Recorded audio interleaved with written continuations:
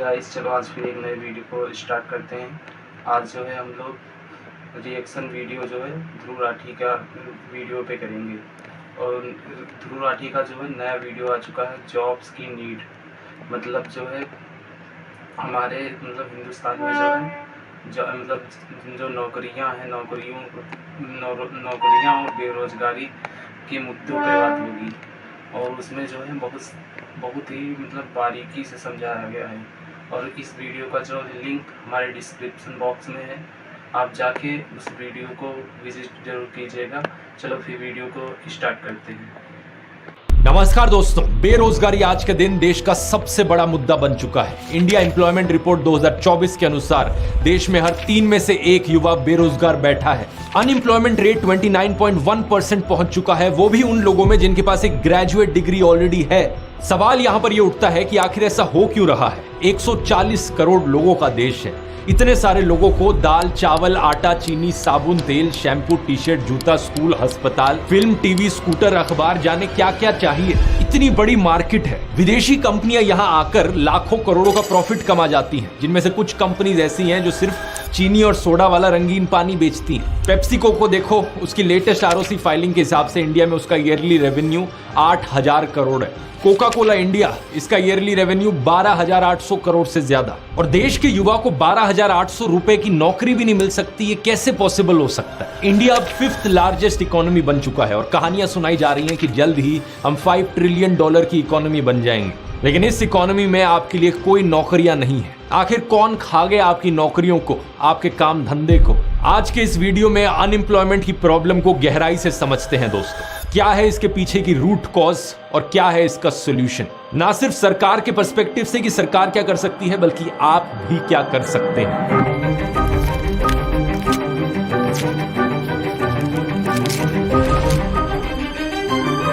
सबसे पहले सरकार की क्लास लगाते हैं। प्रधानमंत्री मोदी ने करोड़ों जॉब्स देने की प्रॉमिस करी थी, क्या आपको याद है दोस्तों। लेकिन हमारे कुछ मीडिया चैनल्स की माने तो उन्होंने ये वादा कभी किया ही नहीं था। मजाक नहीं कर रहा। एबीपी न्यूज ने इसको लेकर एक फैक्ट चेक किया था। उन्होंने कहा कि पीएम मोदी ने तो सिर्फ इतना कहा कि कांग्रेस ने रोजगार नहीं दिया। उन्होंने ये थोड़ी कहा कि हम रोजगार देंगे। यह बीजेपी चुनावी वायदे के तौर पर कहीं भी कभी भी देश को हर साल 2 करोड़ नौकरी देने का वायदा नहीं किया था। इसीलिए मोदी सरकार पर हर साल 2 करोड़ नौकरी न दे पाने का आरोप झूठा साबित हुआ है।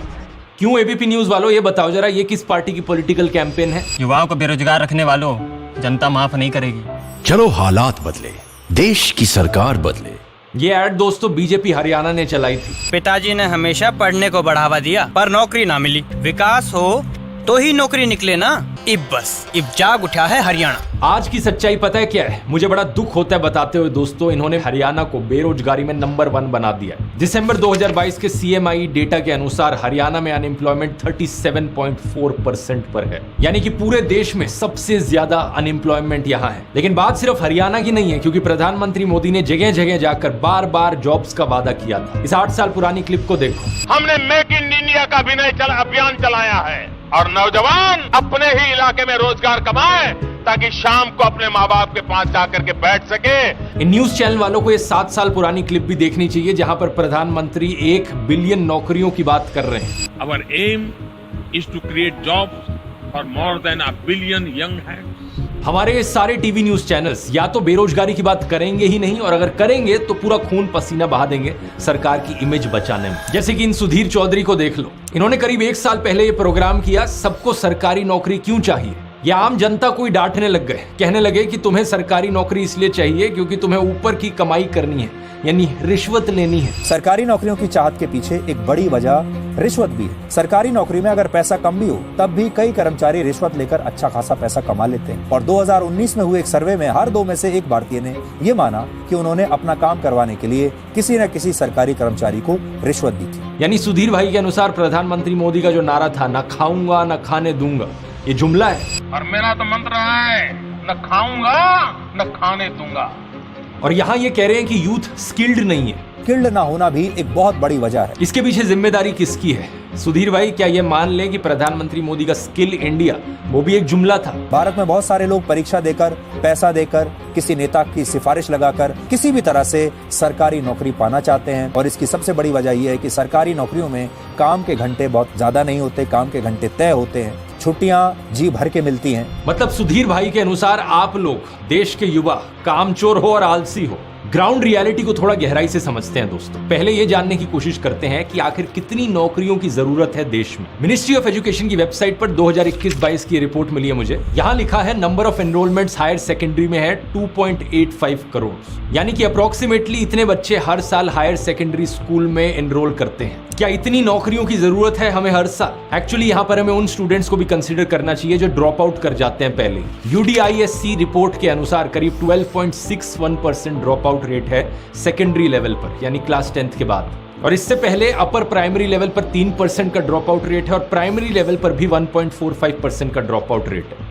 इसी साल की इस रिपोर्ट को देख लीजिए, करीब 35 lakh 10th grade students 11th grade में पहुंच ही नहीं पाए। तो अगर हम 12th पास, 12th फेल और इन सारे ड्रॉप आउट्स को कंसीडर करेंगे तो ओवरऑल नंबर जो निकल कर आता है वो 3.4 करोड़ के आसपास होगा। इनमें से ज्यादातर 12th पास स्टूडेंट्स डिसाइड करते हैं कि वो कॉलेज में पढ़ाई करेंगे, लेकिन क्या हमारे कॉलेजेस में, देश के सारे कॉलेजेस में इन करोड़ों लोगों को अकोमोडेट करने के लिए इतनी कॉलेज सीटें हैं? इसका जवाब सीधे तौर पर ना है। पहले मेडिकल एजुकेशन का एग्जाम्पल लेकर देख लेते हैं। जुलाई 2023 में हमारे minister of health and family welfare ने पार्लियामेंट में बताया कि पूरे देश में करीब 1,08,000 MBBS की सीटें हैं। इसके अलावा कुछ BDS की भी सीटें हैं, bachelor of dental surgery. Times of India की रिपोर्ट के अनुसार जो टोटल नंबर ऑफ सीटें हैं यहाँ पर MBBS प्लस BDS की सीट्स, ये 1.4 लाख के अराउंड है। लेकिन नीट UG 2023 में जो टोटल नंबर ऑफ एप्लीकेशंस थी वो 20 लाख से भी ज्यादा थी। यानी कि अगर 15 लोगों को एम्बिशन है डॉक्टर बनने का तो उनमें से एक ही को सीट मिल पाती है। PG सीट्स का नंबर इससे भी कम है, 67,800 सीट्स सिर्फ। इसका मतलब समझ रहे हो आप दोस्तों? देश में डॉक्टर बनने वाले कैंडिडेट्स की सप्लाई भरपूर है। ढेरों लोग डॉक्टर बनना चाहते हैं हमारे देश में और डिमांड भी बहुत है। डॉक्टर्स की सख्त कमी है देश में।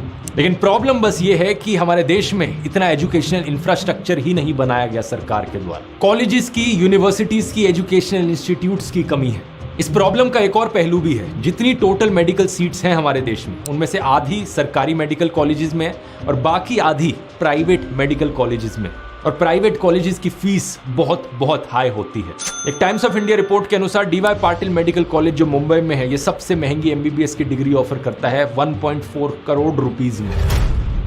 दिसंबर 2022 में minister of state for education ने पार्लियामेंट में इंफॉर्मेशन प्रेजेंट करी थी, जिसमें पता चला हमें कि मीडियन फीस किसी भी प्राइवेट मेडिकल कॉलेज की देश में 11.5 लाख रुपीस पर ईयर है। यानी कि पूरी डिग्री की फीस हो गई करीब ऑलमोस्ट 60 लाख रुपए। मीडियन फीस डीम्ड यूनिवर्सिटीज की इससे भी ज्यादा है, 21 लाख रुपए per year. Total fees 1 crore रुपए से ज्यादा। देश में कितने परिवार ऐसे हैं जो इसे अफोर्ड कर सकते हैं? 2022 की report state of inequality in India के अनुसार 90% इंडियंस की कमाई 25,000 पर मंथ से कम है। 90% देशवासी ये कॉलेज फीस अफोर्ड ही नहीं कर सकते। अब ये बातें सुनकर कोई न्यूज एंकर बहाना मारेगा कि सबको डॉक्टर ही क्यों बनना है। तो आइए दोस्तों, इंजीनियर्स की भी बात कर लेते हैं। दिसंबर 2022 में हमारे minister of state for education Subhash सरकार ने राज्यसभा में बताया कि इवन दो इंडियन पॉपुलेशन बढ़ रही है, लेकिन पिछले 5 सालों में total number of engineering colleges में जो सीटें हैं वो नीचे जा रही हैं। 2017-18 में 14.65 लाख सीटें थी, ये नीचे गिर के 2021-22 में सिर्फ 12.53 लाख रह गई। लेकिन यहां पर भी इस प्रॉब्लम का एक और पहलू है। 2017-18 में आधी से ज्यादा सीटें खाली गई। 2018-19 में 48.6% सीट्स वेकेंट थी। 2021-22 में भी करीब 33% सीट्स वेकेंट थी, यानी 4.21 लाख सीट्स खाली। यहाँ भी सप्लाई की कोई कमी नहीं है। करोड़ों लोग देश में इंजीनियर बनना चाहते हैं, लेकिन इतनी सारी सीटें खाली क्यों जा रही हैं इंजीनियरिंग कॉलेजेस में? इसके पीछे 4 मेन कारण है। पहला है हाई फीस। पिछले कुछ सालों में IITs जैसे कॉलेजेस की भी फीस बढ़ गई है। 2016 के इस न्यूज आर्टिकल को देखिए, IITs में फीस हाइक ऑलमोस्ट डबल से ज्यादा हुआ। 90,000 रुपीज से 2 लाख कर दी फीस। 4 साल की बीटेक डिग्री के लिए 8 लाख रुपए अब ज्यादा पे करने पड़ेंगे। प्राइवेट इंजीनियरिंग कॉलेजेस की बात करी जाए तो ये फीस 20 लाख रुपए तक पहुंच जाती है। दूसरा, फीस चाहे आप कितनी भी ज्यादा पे करो, क्वालिटी ऑफ एजुकेशन ज्यादातर केसेस में बहुत लो है। ज्यादातर प्राइवेट इंजीनियरिंग कॉलेजेस में सब स्टैंडर्ड फैकल्टी है जिन्हें या तो बहुत कम पे किया जाता है या फिर जो क्वालिफाइड ही नहीं होते। जून 2023 की मिनिस्ट्री ऑफ एजुकेशन के इस डेटा को देखिए, सिर्फ 44.51% फैकल्टी इंजीनियरिंग कॉलेजेस में देश में इनके पास पीएचडी है, सिर्फ 55.49% के पास एक मास्टर्स डिग्री है। ये अलाउ भी कैसे किया जा रहा है? तीसरा, ज्यादातर इंजीनियरिंग कॉलेजेस में फैकल्टी की भी शॉर्टेज है। दिसंबर 2022 की इस रिपोर्ट को देखिए, हमारे एजुकेशन मिनिस्टर ने लोकसभा को बताया कि करीब 4500 फैकल्टी पोस्ट हमारे प्रेस्टिजियस आईआईटीज में वेकेंट पड़ी हैं। एकेडमिक ईयर 2021-22 में ओवरऑल 40.3% टीचिंग पोजीशंस वेकेंट थी। अगर आईआईटीज की यह हालत है तो बाकी इंजीनियरिंग कॉलेजेस की क्या हालत होगी देश में? चौथा, ज्यादातर कॉलेजेस के पास प्रॉपर इंफ्रास्ट्रक्चर भी नहीं है। 2019 में AICTE ने डिसाइड किया कि देश भर के सरकारी इंजीनियरिंग कॉलेजेस में 40,000 सीट्स रिड्यूस कर दी जाएंगी। क्यों? क्योंकि इनके पास ना प्रॉपर फैकल्टी थी, ना प्रॉपर इंफ्रास्ट्रक्चर था। 2022 में अन्ना यूनिवर्सिटी ने एक फिजिकल इंस्पेक्शन किया और पाया कि तमिलनाडु में 50% से ज्यादा इंजीनियरिंग कॉलेजेस में एडिक्वेट इंफ्रास्ट्रक्चर ही नहीं है। पिछले साल 37 इंजीनियरिंग कॉलेजेस तमिलनाडु में ऐसे थे जिनमें एक स्टूडेंट तक नहीं एडमिट किया गया। जब देश भर के इंजीनियरिंग कॉलेजेस की इतनी बुरी हालत है तो कोई हैरानी की बात नहीं कि ज्यादातर इंजीनियरिंग ग्रेजुएट्स देश में एम्प्लॉयबल ही नहीं होते। 2019 में एक employability assessment company aspiring minds ने एक रिपोर्ट निकाली जिसमें बताया कि 60% इंजीनियरिंग ग्रेजुएट्स देश में इंटर्नशिप ही नहीं करते और इससे भी कम लोग, सिर्फ 3% इंजीनियर्स के पास न्यू एज टेक्नोलॉजिकल स्किल्स हैं, artificial intelligence, machine learning, data science और मोबाइल डेवलपमेंट की फील्ड में। इस सब का नतीजा 80% से ज्यादा इंडियन इंजीनियर्स एम्प्लॉयबल ही नहीं है। और ये इसलिए नहीं क्योंकि वो आलसी हैं या पढ़ाई में अच्छे नहीं हैं, बल्कि इसलिए क्योंकि देश में इंजीनियरिंग कॉलेजेस की कमी है और देश के इंजीनियरिंग कॉलेजेस में कॉम्पिटेंट फैकल्टी और ढंग के इंफ्रास्ट्रक्चर की कमी है। अब कुछ लोग कहेंगे कि इंजीनियरिंग के पीछे ही क्यों पड़े हो, कुछ और कर लो, कोई ITI ज्वाइन कर लो। ITI यानी इंडस्ट्रियल ट्रेनिंग इंस्टीट्यूट, जहां पर आप कोई स्किल सीख सकते हो। बढ़िया ऑप्शन है, लेकिन यहां पर कितनी सीट्स अवेलेबल है? हमारे minister of state for skill development and entrepreneurship Rajeev Chandrashekhar ने लोकसभा को बताया दिसंबर 2022 में कि 15,000 के अराउंड ITIs हैं। टोटल सीटिंग कैपेसिटी 25 लाख के अराउंड है। मेडिकल के 1.5 लाख, इंजीनियरिंग के 12.5 लाख और ITI के 25 लाख, इन सारी सीटों को भी एडअप कर दो तो 50 लाख भी नहीं होता है। लेकिन जैसा मैंने वीडियो में पहले बताया कि टोटल जो स्टूडेंट्स निकल कर आ रहे हैं देश में, उनका नंबर 3 करोड़ से भी ज्यादा है। बाकी करोड़ों स्टूडेंट्स कहां जाकर क्या पढ़ाई करेंगे? इस ITI की बात करी जाए तो इन 25 लाख सीटों में से भी इंजीनियरिंग की तरह यहां पर 50% के अराउंड सीटें खाली पड़ी हैं और इनसे ग्रेजुएट करने के बाद इंजीनियरिंग कॉलेजेस की तरह कोई जॉब की गारंटी नहीं है। ज्यादातर लोग ग्रेजुएट्स जो हैं वो एम्प्लॉयबल नहीं है। अगर हम एक दफा ये अज्यूम भी कर लें कि जितनी सीटें अवेलेबल हैं वो सारी सीटें फुल होती हैं, उन सारी सीटों में टॉप क्वालिटी एजुकेशन प्रोवाइड करी जाती है और सारे ग्रेजुएट्स के पास बढ़िया स्किल्स रहती हैं, तो क्या इन सबको जॉब्स मिल पाएंगी? इसका भी जवाब सीधा सीधा ना है। जुलाई 2023 के CMIE के डेटा से हमें पता चलता है कि इंडिया के मैन्युफैक्चरिंग सेक्टर में 2016 में 5.1 करोड़ नौकरियां हुआ करती थी। 2023 में ये नौकरियां गिर के सिर्फ 3.6 करोड़ बची हैं। सही सुना आपने, 30% से मैन्युफैक्चरिंग सेक्टर जॉब्स कम हो गई हैं। ऊपर से जिन लोगों के पास नौकरियां हैं उन लोगों की नौकरियां भी सिक्योर नहीं है। इन रिपोर्ट्स को देखिए, मई 2020 CMI की रिपोर्ट के अनुसार 12 करोड़ से ज्यादा इंडियंस ने अपनी नौकरियां खोई जब अप्रैल में कोरोना वायरस लॉकडाउन लगा। तो जून 2021 1 करोड़ लोगों ने अपनी नौकरियां खोई कोविड की सेकेंड वेव के दौरान। 97% हाउस होल्ड इनकम्स डिक्लाइन कर गए। आप कहोगे कोविड की क्यों बात कर रहा हूं, तो चलो आगे की खबरें सुनाता हूं कोविड के बाद की। मई 2023 इंडियन स्टाफिंग फेडरेशन बताता है कि 6% कॉन्ट्रैक्ट वर्कर्स अपनी नौकरियां खो चुके हैं मार्च के क्वार्टर में इंडिया के IT सेक्टर में। जून 2023 11,000 से ज्यादा इंडियन स्टार्टअप एम्प्लॉयज को ले ऑफ किया गया। अगस्त 2023 ले ऑफ का सुनामी आ गया। टेक कंपनीज ने 2 लाख से ज्यादा एम्प्लॉयज को फायर किया अपनी नौकरियों से। इंजीनियरिंग कॉलेजेस परेशान हैं क्योंकि TCS, कॉग्निसेंट और विप्रो जैसी कंपनीज ने कैंपस हायरिंग शुरू नहीं की है। अक्टूबर 2023 टॉप 5 में से 4 IT कंपनीज के हायरिंग नंबर्स नेगेटिव में गए हैं। इन्फोसिस, विप्रो, HCL और टेक महिंद्रा सबके हायरिंग नंबर्स नेगेटिव में थे, सिर्फ TCS के पॉजिटिव में थे 523 स्टाफर्स। हो क्या रहा है यहाँ पर? इंडियन इकोनॉमी का GDP ग्रोथ रेट नेगेटिव में तो नहीं है और ना ही ये कंपनीज लॉस में जा रही हैं। TCS का अगर आप प्रॉफिट देखो तो 9% ईयर ऑन ईयर ग्रोथ मिली है उन्हें प्रॉफिट में, 11,300 करोड़ का प्रॉफिट। इन्फोसिस का अगर क्वार्टरली प्रॉफिट देखो बिफोर टैक्स 8,500 करोड़ का प्रॉफिट। इन सारी कंपनीज ने हर क्वार्टर में प्रॉफिट रिकॉर्ड किया है, लेकिन लोगों को देने के लिए इनके पास नौकरियां नहीं है। जिन लोगों को नौकरियों पर रख रखा है उनसे ओवर टाइम काम कराया जा रहा है। आधे से ज्यादा एम्प्लॉइज बर्नआउट की कगार पर है। मैकेंसी हेल्थ इंस्टीट्यूट 2023 के सर्वे के अनुसार वर्क प्लेस बर्नआउट सर्वे में इंडिया टॉप पर है। 62% Indian employees work place exhaustion report करते हैं। सेकंड नंबर पर जापान आता है 61% के साथ। ये इकलौती ऐसी रिपोर्ट नहीं है, पहले भी कई रिपोर्ट्स आई हैं जिन्होंने यही चीज पॉइंट आउट करी है। सितंबर 2023 की Asian mental health index report, आधे से ज्यादा इंडियन एम्प्लॉइज वर्क से एग्जॉस्टेड फील करते हैं। फरवरी 2021 की ILO की report, Indian workers work the longest earn the least. Narayan Narayan. मैं ये नहीं कह रहा कि सारी कंपनीज ऐसा करती हैं, लेकिन देश में ज्यादातर कंपनीज का यही फंडा है। नए एम्प्लॉयज को रिक्रूट मत करो, सैलरी देनी पड़ेगी उन्हें। जितने जो अभी के एम्प्लॉयज हैं उनका तेल निकालो। अगर ऐसा लगे कि अभी के एम्प्लॉयज ज्यादा ओवरवर्क्ड नहीं है तो कॉस्ट कटिंग और इनहैंस्ड एफिशिएंसी के नाम पर कुछ और ले ऑफ्स कर दो। अगर आप भी ऐसी सिचुएशन में हो तो यहाँ कुछ यूजफुल सेल्फ हेल्प की ऑडियो बुक्स हैं कुकू FM पर जो आपके काम आ सकती हैं, जैसे कि ये how to enjoy your life and your job, या फिर ये प्राइवेट जॉब पाने के 10 तरीके, या फिर ये वाली on how to master any skill. अगर आप नहीं जानते, कुकू FM एक बढ़िया ऑडियो लर्निंग का प्लेटफॉर्म है जहाँ पर हर तरह के टॉपिक्स पर आपको ऑडियो बुक सुनने को मिलेंगी। सिर्फ सेल्फ हेल्प ही नहीं बल्कि history, politics, fiction, geopolitics, हर चीज पर। अगर आपने अभी तक ज्वाइन नहीं किया है, फ्री में जाकर टेस्ट कर सकते हो क्योंकि ये 7 दिन का फ्री ट्रायल ऑफर करते हैं। लिंक नीचे डिस्क्रिप्शन में मिल जाएगा। दुनिया भर में भी कई कंपनीज यही कर रही हैं। Amazon 2023 के पहले 3 महीनों में 27,000 से ज्यादा एम्प्लॉयज को जॉब से निकाला ग्लोबली। मेटा नवंबर 2022 से 21,000 एम्प्लॉयज को फायर कर चुकी है। ट्विटर दिसंबर 2022 की रिपोर्ट, इंडिया में सिर्फ 80 एम्प्लॉयज बचे हैं ट्विटर के देश भर में। इंजीनियर्स को ज्यादा घंटे काम करने को कहा जा रहा है। यहाँ पर एक पैटर्न है जो बड़ा क्लियरली देखने को मिलता है। जब एक कंपनी हद से ज्यादा बड़ी हो जाती है तो जॉब ग्रोथ रेट उस कंपनी में हमेशा नीचे गिरते रहता है। एक पिछले वीडियो में मैंने आपको एग्जाम्पल दिखाया था अडानी ग्रुप का। इनका मार्केट कैपिटलाइजेशन 11 लाख करोड़ का है। ये एक बहुत बहुत बड़ा नंबर होता है, लेकिन कितने एम्प्लॉयज रख रखे हैं इस कंपनी ने? इनकी खुद की वेबसाइट के अनुसार सिर्फ 43,000 एम्प्लॉयज। कोका कोला का एग्जांपल देखो। दिसंबर 2012 में कोका कोला ने US securities and exchange commission को बताया था इस कंपनी के 1,50,900 एम्प्लॉयज हैं। 10 साल बाद दिसंबर 2022 में कोका कोला ने बताया कि इनके सिर्फ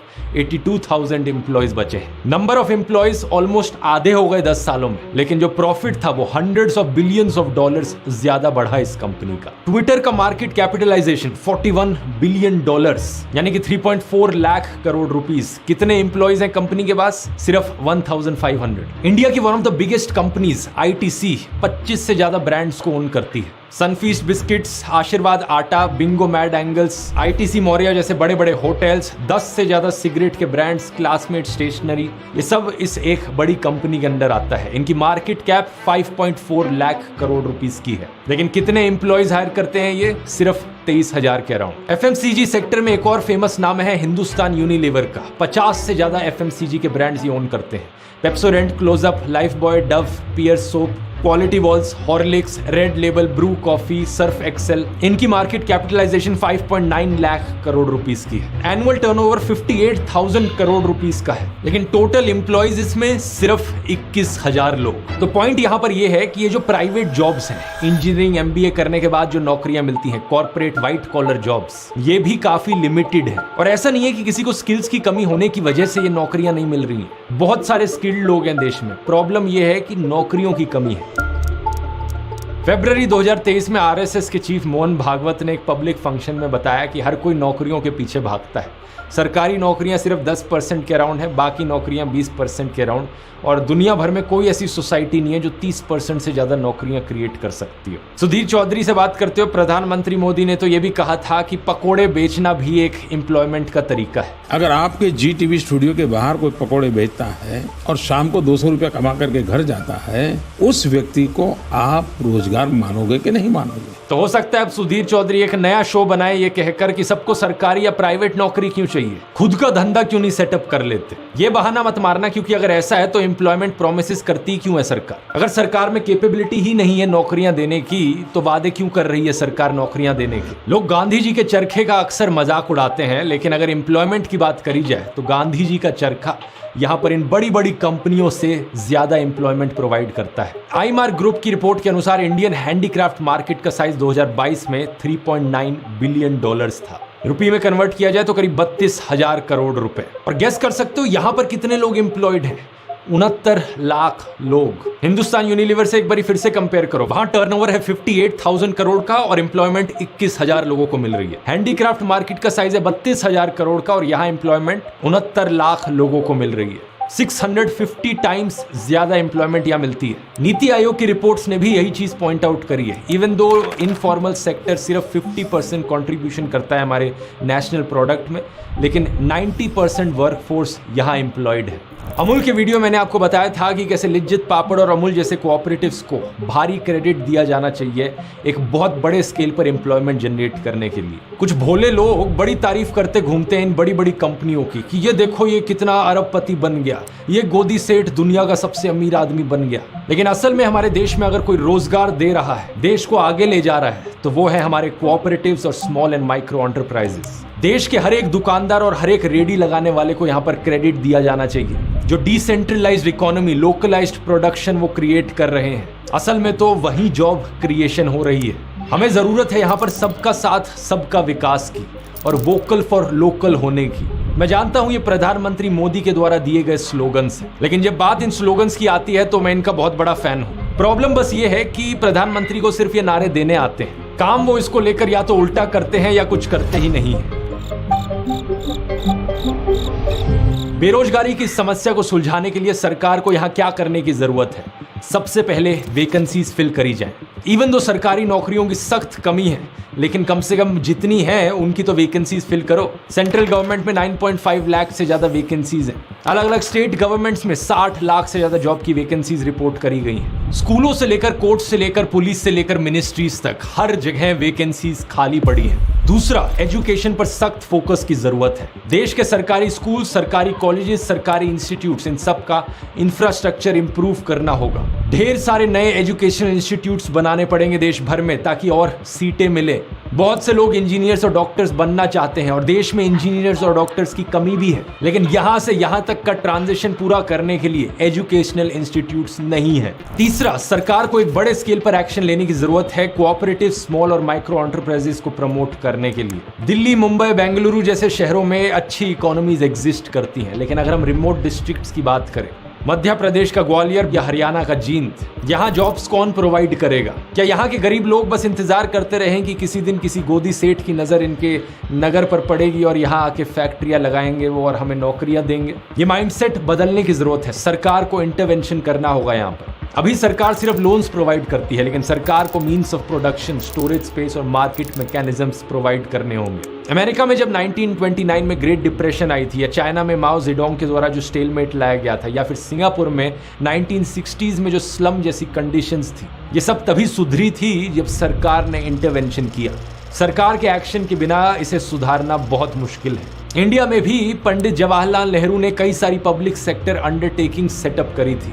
LIC और कई सारे बैंक्स को नेशनलाइज किया था, जिसकी वजह से ढेरों लोगों को एम्प्लॉयमेंट मिली थी। व्हाइट रेवोल्यूशन ने इंडिया को मिल्क डेफिशिएंट से लार्जेस्ट प्रोड्यूसर ऑफ मिल्क बनाया, और ये तभी हुआ जब सरकार ने इंटरवीन किया।